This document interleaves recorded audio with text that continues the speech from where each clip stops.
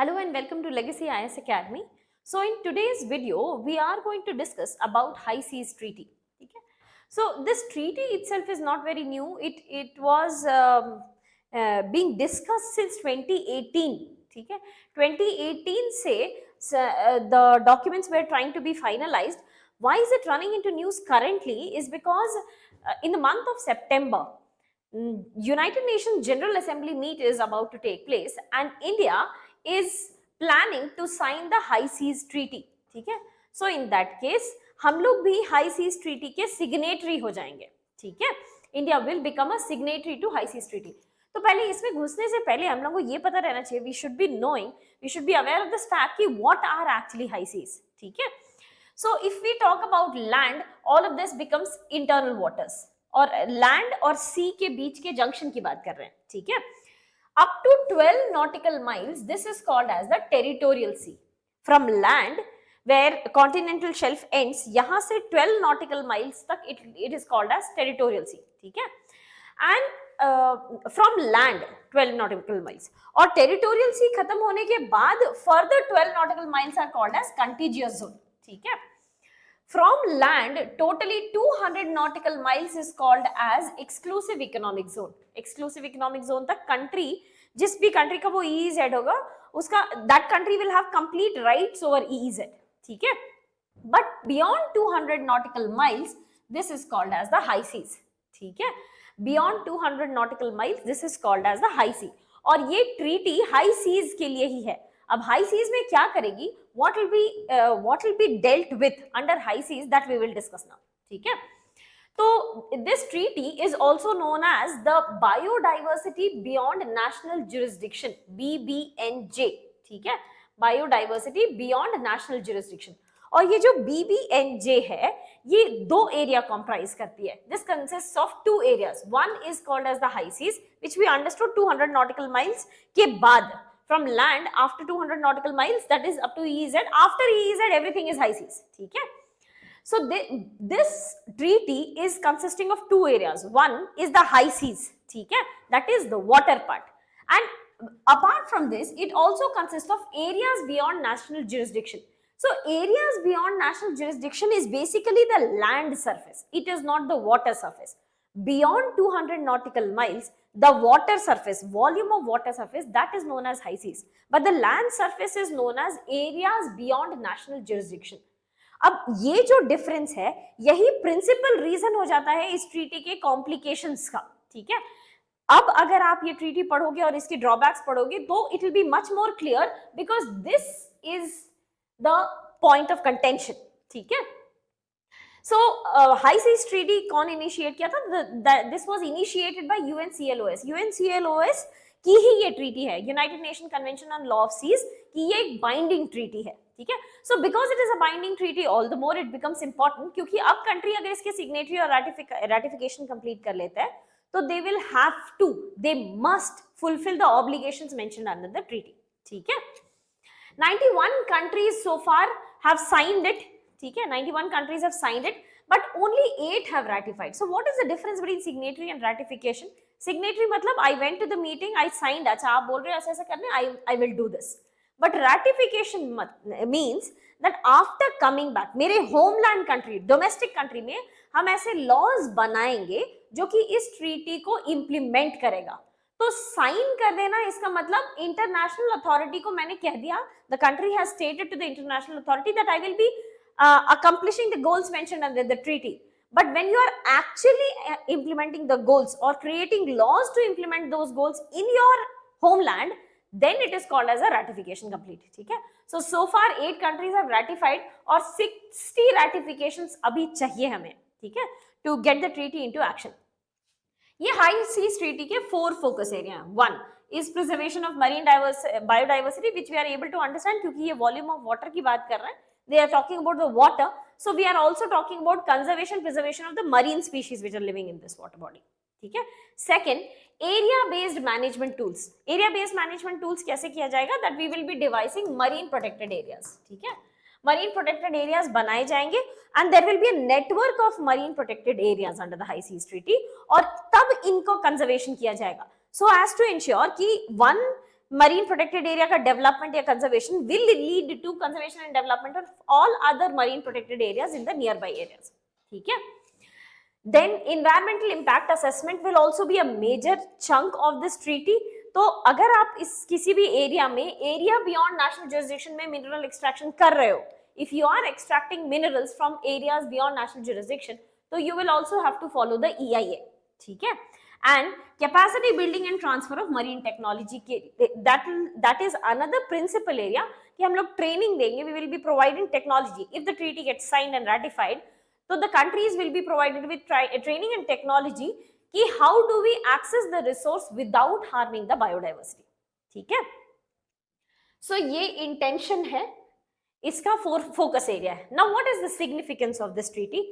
एक major significance ये है क्योंकि ओशंस को हम लोग क्लीन कर पाएंगे। करंटली वी नो कि coastal areas are getting polluted, ठीक है। whatever be the pollution that is taking place on land, majority of them end up in seas, ठीक है। तो coastal areas are getting polluted, but because of tides, because of currents, all of this gets accumulated in the middle of ocean, ठीक है। इसलिए भी high seas की treaty important है because all of this pollution, for example, we know the Great Pacific Garbage Patch, we know about the Atlantic Atlantic Garbage Patch, Atlantic ocean also has a huge amount of plastic pollution. So under this treaty, if you are responsible for any kind of pollution, and this is not only marine pollution, this is also oil based pollution, if you are responsible for any kind of pollution, you will be the polluter, ठीक है, and the polluter will have to pay, इसलिए ये significant है, ठीक है। तो अब अगर आर्कटिक ऑयल स्पिल जैसा इंसिडेंट होता है तो Russia will have to pay, or any other oil spill, consequent country who is involved for that kind of pollution will be responsible for payment, ठीक है। Second is sustainable management of fish stock, ठीक है। fish stock के लिए there is already an ongoing discussion in World Trade Organization, as we have discussed in classes, कि IUU fishing, that is illegal, unregulated and unrestricted fishing, has been restricted. India was alleged by USA at WTO that we were responsible for carrying out IUU fishing, and over exploitation of fish resources already under discussion across the international platforms. तो इसको sustainably कैसे manage किया जाए, that will be accomplished because, as we discussed, one of the focus area of High Seas Treaty was marine resources, sustainable usage of marine resources, ठीक है। Third important significance is we have included local communities in signing of this treaty or getting the document ready for the treaty. We have included local community and knowledge of indigenous people there, ठीक है। So traditional knowledge of local community and indigenous people will help us conserve this area in a much larger format, ठीक है।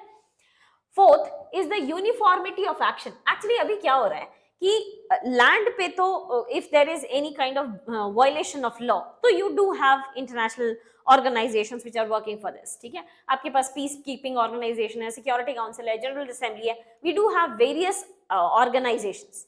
But अगर पानी में, if water में violation takes place, ठीक है, फॉर एग्जाम्पल इंडिया श्रीलंका के बीच में we know that there is a fisherman issue, Sri Lanka and UK के बीच में भी there is a fisherman issue because of UK controlling some of the islands in Pacific Ocean, ठीक है। तो if there is breaking international law at sea, currently there is no uniformity of law, no uniformity of action, कोई penalty, but none of them is defined. Whatever is decided between multilateral or bilateral agreements is being followed, ठीक है। So let's say UK और श्रीलंका के बीच में whatever be the treaty amongst them, that is what they are following. Between India and Sri Lanka, whatever be the treaty between India and Sri Lanka will be followed in case of fishermen violating the international boundaries, ठीक है। So international laws के violation के लिए there is no standard treatment, no standard penalty, no standard action. This will help in regulating all of that. International authority, CLOS is an international body जो कि standardize कर देगी कि अगर आप international laws में पानी में कुछ break करते हो तो this action will be taken, ठीक है। Apart from this, we will also be able to accomplish SDG goal 14, which is talking about life under sea, ठीक है।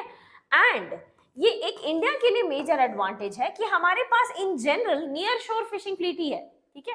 हम लोग जो भी फिशिंग करते हैं, whatever India carries out fishing में, This is close to shore fishing we do, ठीक है. We are not carrying out fishing in high seas in general. तो इसका मतलब इंडिया के हाई सीज में there are foreign countries who are participating. For example as we discussed कि जैसे Africa, ठीक है, Africa is not technologically very well equipped to carry out fishing in high seas. So we have a majority of the European powers, including Britain, including France, including USA, which are carrying out fishing in Indian Ocean region. ठीक है. तो ये accessibility control करना कि you need to limit to your homeland only or you need to limit to your area only specifically, ये implement हो पाएगा. So this will help us in regulating the high sea fishing. We will be able to ensure कि हम लोग अपने आप को technologically equip कर सकें that we can carry out high sea fishing. Basically, we need to improve on this part because now the high seas fishing will be much more regulated. ठीक है. So that is the significance of high seas treaty, but there are still certain drawbacks. ठीक है. And this is the drawback that we have understood. If we have understood the difference कि areas beyond national jurisdiction versus high seas, what is the difference between these two? So the drawbacks are relatively easy to understand.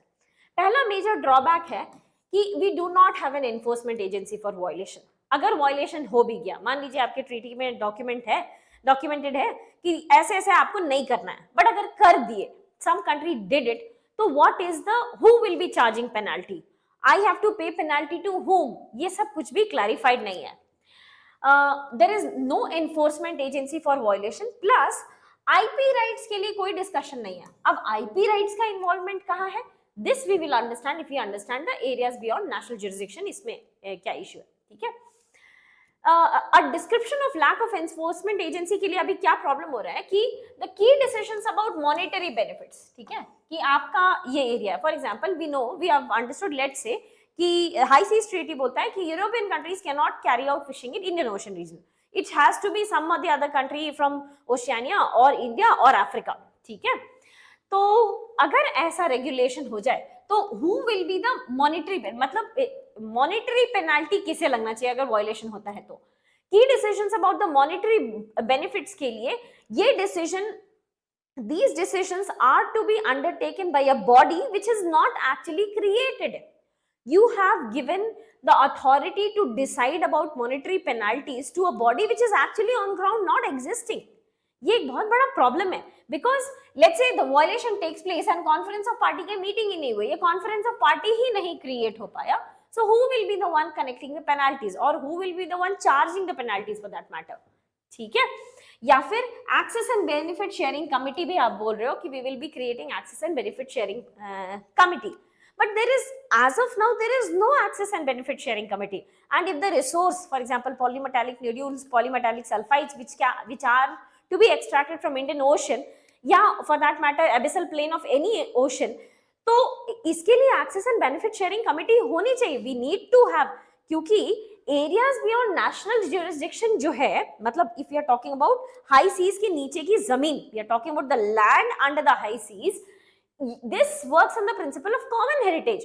Human civilization को develop करने के लिए, to improve this, that is a part of common heritage. All these minerals that we will be extracting from areas beyond national jurisdiction, this is a matter of common heritage, and thus there must be an equitable sharing of benefits. और ये equitable sharing of benefits नहीं हो पाएगा, we will not be able to carry out this equitable sharing of benefits if we are not able to create this committee or we are not discussing anything on IP rights. If you have not created anything on IP rights, there is no point in declaring कि who will be the resource extractor. ठीक है, क्योंकि आप intellectual property rights पे clarification नहीं दिए हो. ठीक है.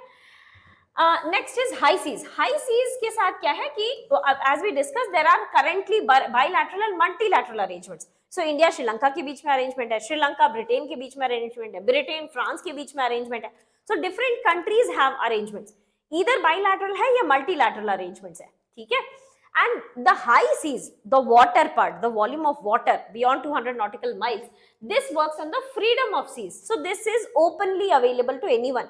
Just whoever is able to first come first serve basis पे रहेगा. Whoever is able to access this will be able to get the resources. ठीक है.